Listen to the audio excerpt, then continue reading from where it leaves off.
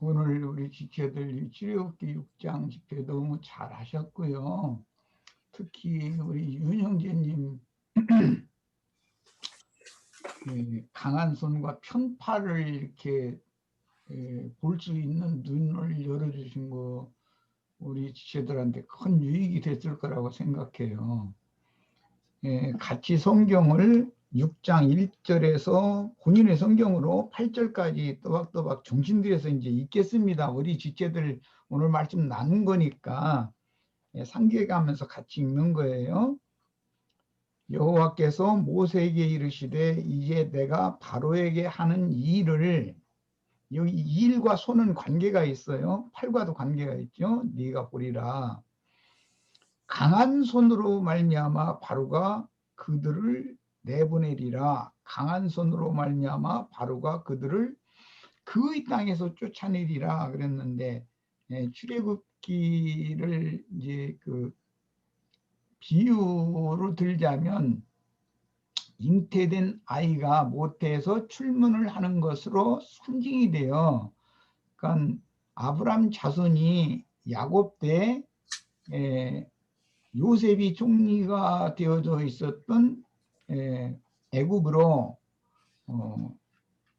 기근을 피해서 먹을 식물을 찾아서 애굽에 내려가게 됐는데, 이것은 하나님의 말씀을 가진 하나님의 사람들이 하나님의 말씀을 모르는 세상 사람들 속에 들어가서 씨를 심는 것을 상징한다는 건 여러 번을 말씀드렸어요.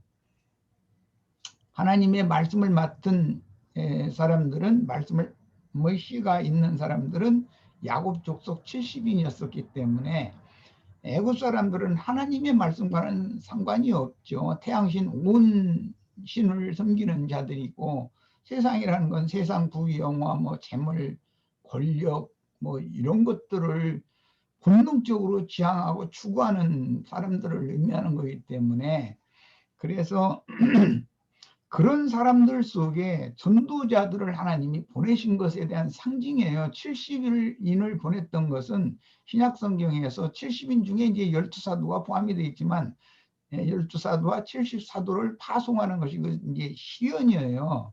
그런 거에 대해서 이제 이해를 하시기를 바라고, 그것은 세상에 하나님의 말씀씨를 심는다, 그런 개념이다라는 거예요. 430년 동안은 잉태하는 수고의 기간이에요. 이제는 해산의 때가 온 거예요. 그래서 이제 모세와 아론을 보내서 불러내는 거예요.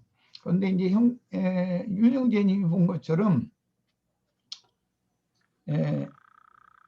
모태 잉태된 아이도 안 나가려고 그러고, 그 모태 어둠의 권세자가 그 아이를 붙들고 있는 거예요. 안 내보내려고. 그러니까 이것은 모태에서 떠난다는 것이 쉽지 않다라는 걸 보여주는 거예요. 세상 사람이 복음을 믿고 예수 안으로 옮긴다라는 것이 그게 쉬운 게 아니에요. 그때 이제 육신에 있는 옛사람에게는 강한 손의 하나님의 일하심이 필요한데, 그건 뭔지 열재앙이에요. 잘 아시는 것처럼. 그것은 애굽의 전토와 애굽의 장자들을 치는 거예요. 그리고 이것은 이제 한 사람 속에 옛사람이 있고 새사람이 있고 두 생명을 살게 되는 건 기본적으로 이해를 하고 계셔야 돼. 편팔은 건져내는 거예요. 애굽에 있는 이스라엘 백성들을 이제 건져내는 얘기인데, 그 부분을 이해를 하신 다음에 2절부터 이제 더 읽어 나가겠습니다. 8절까지 쭉 읽습니다.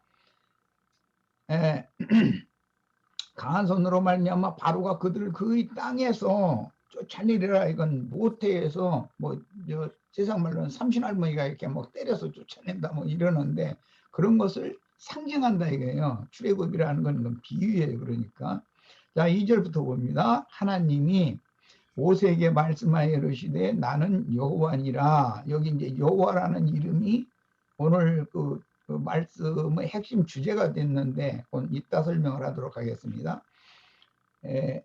내가 아브라함과 이삭과 야곱에게 전능의 하나님 엘샤다이로는 나타났으나 그 창세기 15장의 인용이죠. 나는 전능한 하나님이라 너는 내 앞에서 행하여 완전하게 행해라. 이제 이 말씀을 인용한 거예요. 나의 이름을 여호와로는 그들에게 알리지 않았다. 아브라함, 이삭, 야곱에게 여호와 이름을 알리지는 않았다라는 거예요. 이건 이제 상기해 두시고 나갑니다. 가나안 땅, 곧 그들이 거류하는 땅을 그들에게 주기로 그들과 언약하였더니 이제 애굽 사람이 종으로 삼은 이스라엘 자손의 신음소리를 내가 듣고 나의 언약을 기억하노라. 언약을 기억한다는 건 아브라함에게 약속했었던 말씀을 기억한다는 것이잖아요. 아브라함에게 그 제물을 드리게 하고 네 자손이 4대 만에 나에게로 나오게 해주겠다는 약속이 이미 있었었기 때문에 400년 만에 나온다고 약속을 했는데 30년이 지금 더 지났어요. 이것은 어둠의 시기가 지나고 구원자가 준비되는 30년이라고 하는 기간이 보태진 거예요. 그것은 이제 다음에 충분히 이제 설명할 기회를 갖도록 할 거예요. 자, 그 다음에 그러므로 이스라엘 자손에게 말하기를 나는 여호와라. 내가 애굽 사람의 무거운 이제 짐 밑에서 줄 쳐놓습니다. 너희를 빼내며, 첫 번째는 빼내는 거예요. 그들의 노역에서 너희를 건지며, 두 번째는 건지는 거예요. 이번에 이제 편팔과 여러 큰 심판들로서, 심판들은 강한 손이었었죠. 너희를 속량하여, 세 가지예요. 빼내고 건져내고 속량하는 거 세 가지.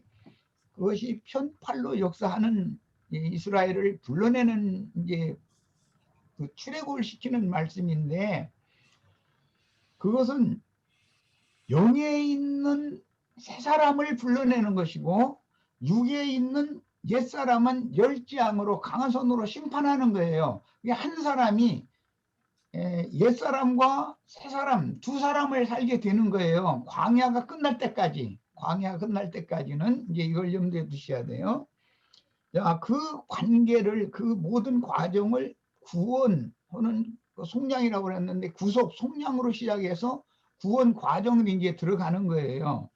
자, 그러니까 여호와라는 이름은 여호수아, 호세아, 신약의 용어로는 예수 같은 그런 용어인데, 원래 아까 우리 유영재님이 말씀을 처음에 열었던 것처럼 히브리인들은 여호와 이름을 망령되이 부르지 말라라는 율법을 지키기 때문에, 그리고 히브리어는 잘 아시는 것처럼 자음만 있고 모음이 없었어요.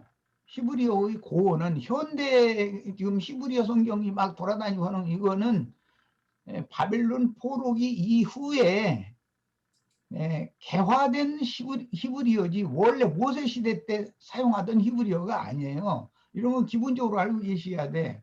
왜냐하면서 뭐 히브리어가 원어가 어떻고 이런 얘기하면 말 같지 않은 소리 한다고 그걸 알아야 그런 사람들을 가르치죠. 히브리어 막 갈겨가면서 하는 사람들 그것이 원어라고 이렇게 주장하는데 그 원어가 아니고 바벨론 이후에 필사된 필사본들이에요. 바벨론 포로기 이후에. 그런 것을 아셔야 돼요. 그 전에 사용하던 히브리어와 그 이후에 사용하던 히브리어는 다르다 이게요. 그 전에 사용하던 모세 때 지금 사용하던 이 히브리어는 모음이 5글자가 없어요. 자음만 21글자 이것만 있는 거예요. 야, 그때 당신은 여호와라는 이름을 발음을 할 수가 없었어요. 모음이 없으면 소리를 낼 수가 없는 거니까. 그래서 여호와라는 이름을 부르지를 않았어요. 입으로 호칭을 안 했어요. 그러다가 이때 이후부터 이게 여호와라고 부르게 된다 이거예요. 여호와라는 호칭을 하게 되는 거예요. 그런데 여호와라고 부르지를 않으려고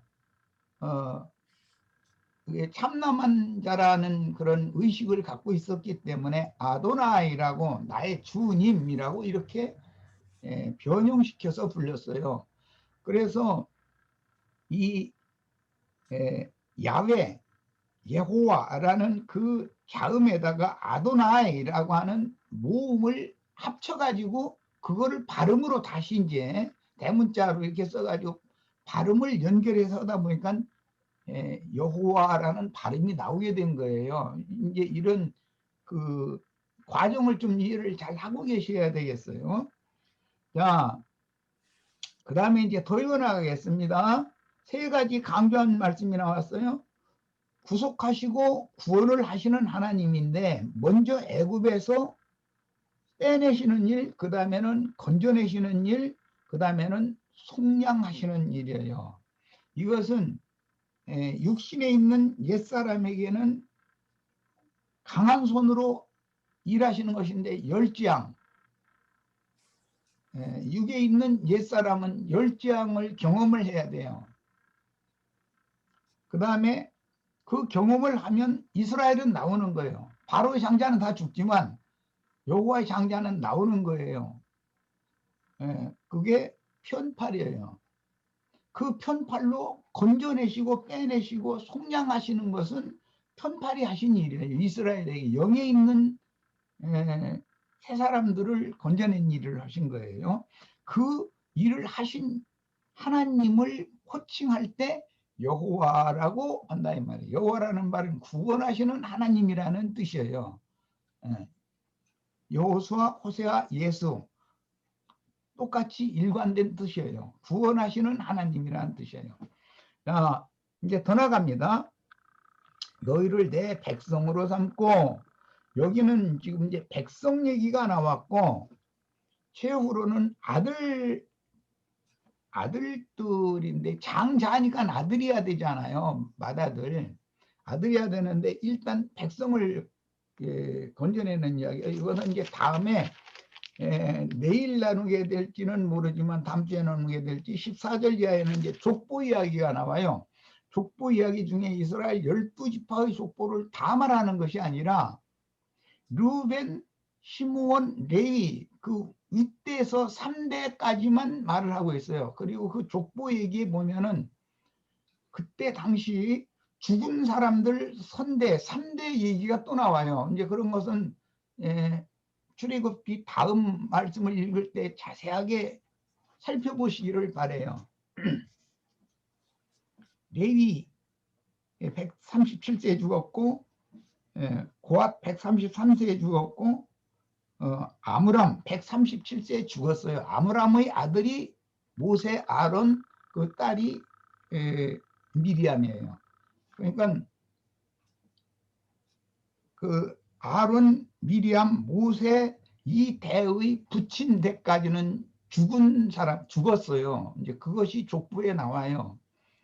그리고 장자를 말할 때 세 위에서 르우벤, 시몬, 레일까지 그 삼형제 얘기만 족보 얘기가 나오고 나머지 유다서부터는 기록이 안 되고 있잖아요. 그런 것을 잘 연계해서 왜 이렇게 기록을 할까? 그것은 육적 장자를 지금 말하기 때문에 그래요. 출애굽을 한 하나님의 백성들, 구원을 받은 백성들이지만 그거는 육적 장자들이란 말이야. 우리는 신약에 우리는 예수를 믿어서 구원 얻은 우리는 영적 장자권을 가진 자들이에요. 맏아들 예수 그리스도 형제들이에요. 이런 것을 구분을 잘해가면서 읽으시기를 바래요. 오늘 여기는 다 말씀드릴 수가 없으니까 자 이제 더 읽어 나가겠습니다.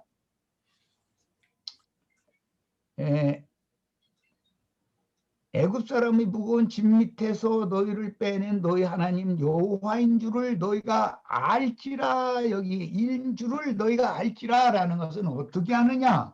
이것은 기묘자는 사람이 그 기묘자이신 비밀이신 하나님을 알 수는 없어요. 사람이 구원자를 어떻게 볼 수도 없고 만질 수도 없고 육신으로는 깨달을 수도 없는 거기 때문에 그러면 어떻게 해야 되느냐? 하나님 자신이 구원하실 자들에게 계시로 자신을 보여주셔야 돼요. 깨닫게 해주셔야 돼요. 네. 계시를 받는 자 외에는 아버지가 누군지를 알 자가 없다고 그랬어요. 그게 신약에 나오는 말이에요. 그러니까 하나님은 하나님 스스로를 구원할 자들에게 계시해 주신단 말이에요. 야, 아는 것이 계시로 알면 믿어지게 되고 믿으면 구원을 얻는 거예요. 아는 것이 곧 영생이에요. 하나님과 그의 보내신 자 예수 그리스도를 아는 것이 영생이다. 요한복음 17장 3절에 나오는 말이에요. 예, 이걸 모르면 죽는 거예요. 죽음 가운데 이미 있는 거예요.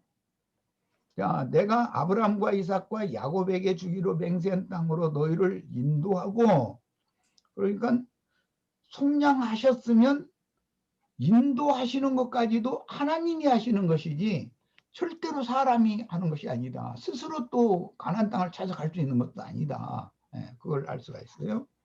예수 그리스도 영과 예수 그리스도의 마음에 연합이 된다는 것은 사람이 할 수 있는 것이 아니다 하는 거예요. 예. 그 땅을 너희에게 주어 기업을 삼게 하리라. 나는 여호와라 하셨다 하라. 그랬어요. 자, 여기까지 해서 이제 마칩니다. 우리 지체들이 오늘 말씀을 잘 여셨고, 특히 우리 윤영재님 그 강한 손과 편파를 이렇게 볼 수 있었다는 것이 아주 축복이에요. 그것이 사실은 오늘 말씀의 뼈대를 이루고 있기 때문에 그래요. 강한 손은 육에 있는 옛사람을 치시는 거예요. 편팔은 영에 있는 새 사람을 건져내고 빼내고 속량하시는 거예요. 여기까지서 말씀 마칩니다. 라는 이름 때문에 그게 출애굽기 3장 14절로 15절에 보면 당신 자신을 모세에게 소개를 해 주실 때 나는 스스로 있는 자다라고 소개를 하셨어요. 스스로. 그 말은 이제 만물의 조물주 창세기 1장에서는 하나님이라고 그렇게 표현을 하지 여호와라고 하지를 않아요. 창세기 1장은 전부 하나님이라고 표현이 되어 있어요. 2장 4절 이하에 가서 여호와 하나님과 아담의 관계성을 얘기해요. 아까 이거는 박경식 형제님이 잠깐 얘기를 하는 건 내가 들었던 것 같아요. 만물의 아버지 조물주는 하나님이라고 불러요. 그렇게 표기가 돼요. 그런데 만물의 영장이신 사람을 지어놓으면은 그 다음에는 그 사람이 하나님을 여호와라고 하는 이름으로 호칭을 하게 되기 때문에 여호와라는 그 이름이 창세기 2장 4절 이하에 계속 나와요. 앞에 이미 여호와라는 이름이 나왔는데 아브라함, 이삭, 야곱에게는 여호와로는 계시하지 않고 전능한 하나님으로만 계시했다. 이렇게 말한 얘기에 대해서 잘 이해가 있기를 바라요. 전능한 하나님으로만 계시를 했었던 것은 출애굽에 대한 모형적인 일들이 아브라함, 이삭, 야곱에게 이미 있었다는 거예요. 예를 들자면 아브라함이 사레를 데리고 흉년을 피해서 애굽에 식물을 구하러 내려가서 수모를 당하고 왔어요. 돌아왔어요. 그 애굽의 수치는 실제로는 그건 모형이에요. 그 실제는 400년 동안 아브라함의 자손들이 바로의 손아귀에서 종노릇을 하는 거예요. 그 수치는 언제 그러면 굴러가는가 잘 아실 거예요. 여호수아서에 가서 길갈에서 출애굽한 하나님의 백성들이 구원을 이룬 다음에 가나안 땅에 전사로 다 들어갔을 때 할례를 받아요. 그 다음에 애고의 수치가 굴러가게 돼요. 드디어 이제 세상과는 완전히 결별된다 그런 말이에요. 그런 것을 연결시켜서 이것이 여호와라는 이름이 구원자라고 말을 할 때 구원이란 게 과연 무엇인가를 이해하는 데 도움을 주려고 이 얘기를 꼭 해야 되는데 내가 빼놨었어요. 여기까지입니다.